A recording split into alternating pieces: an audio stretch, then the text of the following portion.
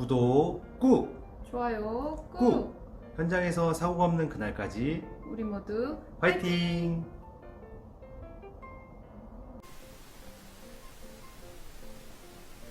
안녕하십니까.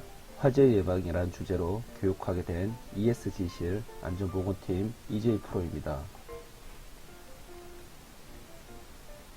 목차로는 첫 번째, 임시 소방시설 설치 기준, 두 번째, 화재 감시자 배치 기준과 역할, 세 번째, 작업 특성별 화재 예방과 대책 순으로 교육을 진행하도록 하겠습니다.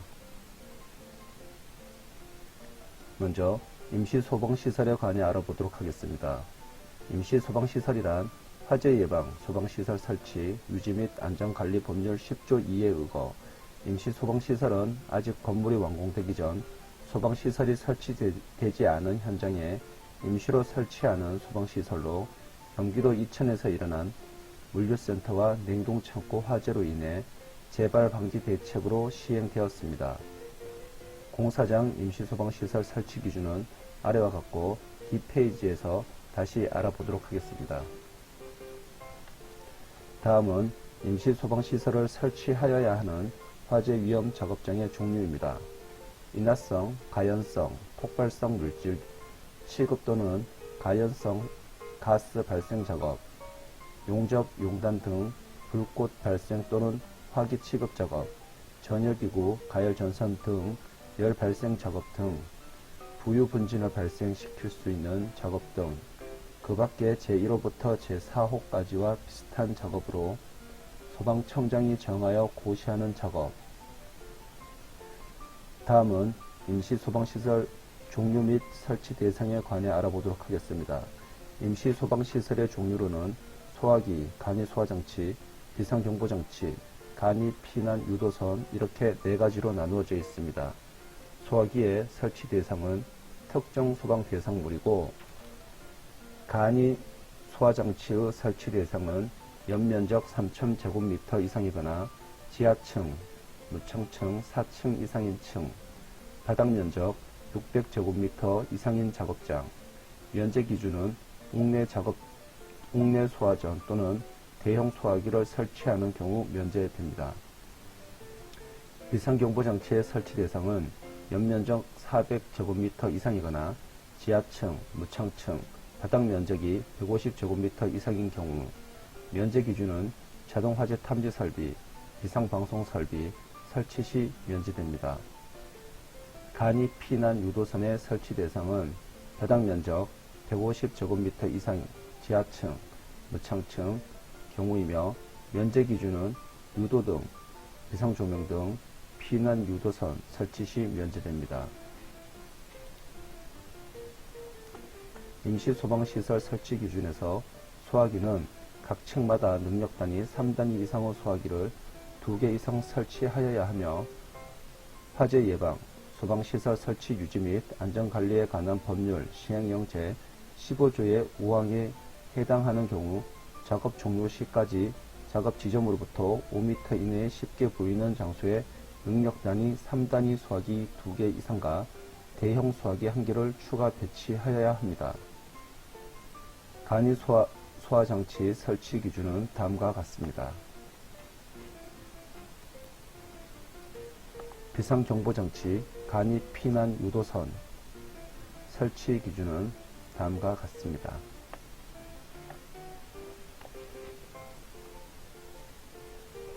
다음은 임시소방시설의 주요 기능 및 설치 기준 등에 관해 알아보도록 하겠습니다.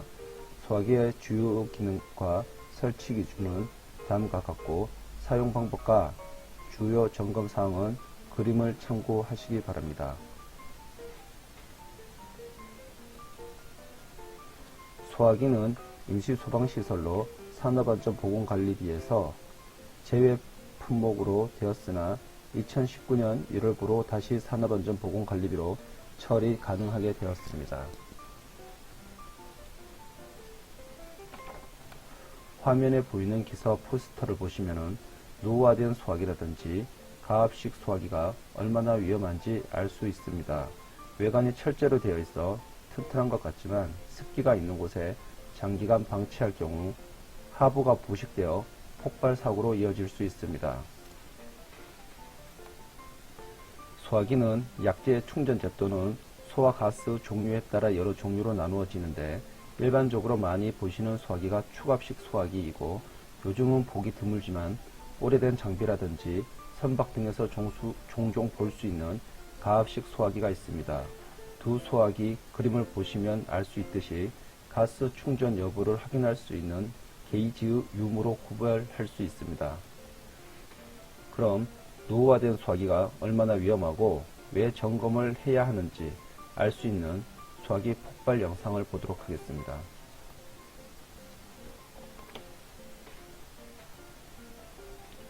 화재로 인해 화재 진압 중 소화기 폭발로 인해 사망으로 이어지는 뉴스 영상입니다.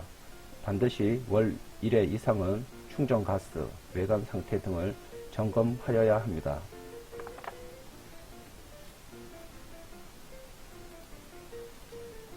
대다수 분들이 소화기 사용 방법에 대해 잘 알고 계시겠지만 꼭 기억하여야 할 사항 두 가지만 말씀드리겠습니다. 먼저 첫 번째로 반드시 본인의 안전을 확보한 다음 화재 진압을 하여야 합니다. 화재 진압 중 초기 소화에 실패할 경우 대피를 하지 못해 생명이 위태로울 수 있습니다. 두 번째로 화염의 약재를 분사하는 것이 아니라 가염물과 화염 사이 불이 붙어있는 허점에 집중적으로 약재를 분사하여야 합니다. 방금 영상을 보셨겠지만 소화약재는 약 15초에서 25초 정도로 그 방사 시간이 생각보다 길지 않는 것도 꼭 기억해 두어야 합니다. 앞서 말씀드렸지만 소화기는 초기 소화 활동을 목적으로 하기 때문에 반드시 화기 취급 장소 가장 가까운 곳에 비치하여 연소 범위가 확대되기 전 즉시 진화하여야 합니다. 다음은 간이 소화 장치이며 주요 기능은 다음과 같습니다. 설치 기준은 최소 방수압 0.1메가파스칼 이상, 최소 방수량 분당 65리터 이상, 사용 시간은 최소 20분 이상의 수온을 확보하여야 하며 설치 간격은 작업 지점으로부터 5m 이내에 설치하여야 합니다.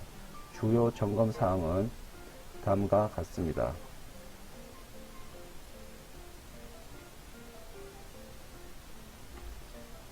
다음은 비상경보장치입니다. 주요 기능과 설치 기준은 다음과 같습니다. 사용 방법은 발신기에 있는 버튼을 눌러 경종을 작동시켜 음량 등의 소리로 화재 발생을 주변에 알리는 방식입니다. 다음은 간이 피난 유도선입니다. 주요 기능과 설치 기준은 다음과 같습니다. 다음은 화재 감시자에 관해 알아보도록 하겠습니다. 산업안전보건규정에 관한 규칙 제241조 화재 감시자 사업주는 근로자에게 다음 각 호우 어느 하나에 해당하는 장소에서 용접, 용단 작업을 하도록 하는 경우에는 화재의 위험을 감시하고 화재 발생 시 사업장 내 근로자의 대피를 유도하는 업무만을 담당하는 화재 감시자를 지정하여 용접, 용단 작업 장소에 배치하여야 한다라고 되어 있습니다. 화재 감시자 배치 대상과 자격 지정은 다음과 같습니다. 화재 감시자 배치 제외인 경우가 있는데 같은 장소에서 상시, 반복적 또는 소화기가 갖추어진 경우에는 화재 감시자를 지정 배치하지 않을 수 있습니다. 화재 감시자의 배치는 그림과 같습니다. 다음은 화재 감시자의 지급품을 보도록 하겠습니다.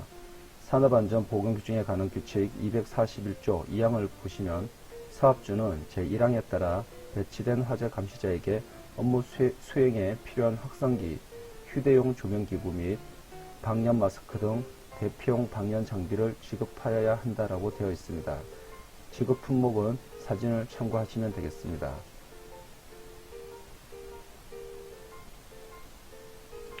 다음은 작업 특성별 화재 예방 대책 중 용접 작업 화재 예방 대책에 대해 알아보도록 하겠습니다.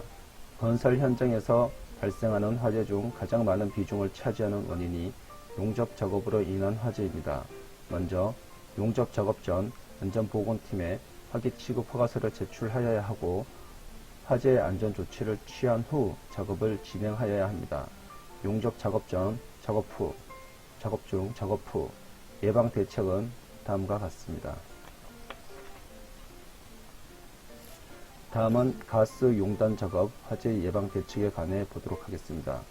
용단 작업 전, 작업 중, 작업 후 예방 대책은 다음과 같고, 오른쪽 위 그림을 보시면 가스 비중에 관한 그림인데, 가연성 가스인 LPG는 공기보다 무겁기 때문에 누출 시 바닥에 깔려 있으므로 상부가 개방되어 있더라도 바닥에 체류하여 그 잔류 가스로 인해 화재 또는 폭발의 위험성이 있습니다.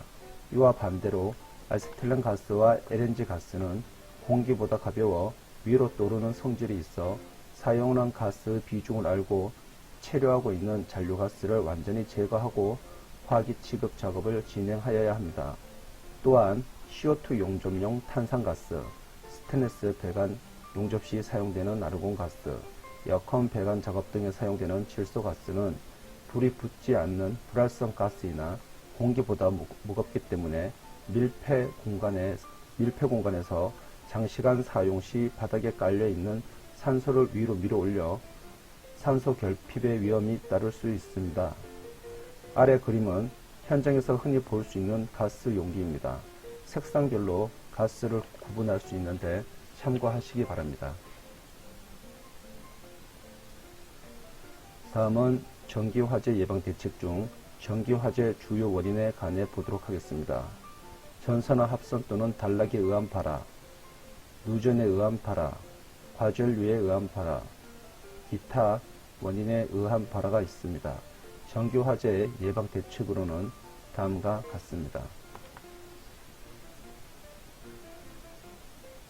다음 사진은 콘센트와 플러그 부분에서 화재로 발생할 수 있는 경우의 사진입니다. 콘센트 플러그를 제대로 끝까지 꽂지 않을 경우 열화로 인해 플러그와 콘센트 부분이 열에 의해 녹은 사진입니다. 다음 사진은 멀티탭에 플러그를 많이 꽂았을 경우 과열로 인해 화재로 이어지는 사진입니다. 마지막 다음 사진은 콘센트 부분에 먼지가 쌓여 습기로 인해 발생한 트래킹 현상입니다. 앞서 본 몇 가지 사진을 보시면 주로 전기 화재의 발화 지점은 콘센트와 플러그 부분입니다. 플러그가 제대로 꽂혔는지, 무도발식으로 많이 꽂지는 않았는지, 콘센트 부분에 먼지가 많이 쌓이지는 않았는지 몇 가지 사항만 기억하신다면 전기 화재 예방에 많은 도움이 될 것입니다. 네, 이상 화재 예방 교육을 모두 마치도록 하겠습니다. 감사합니다.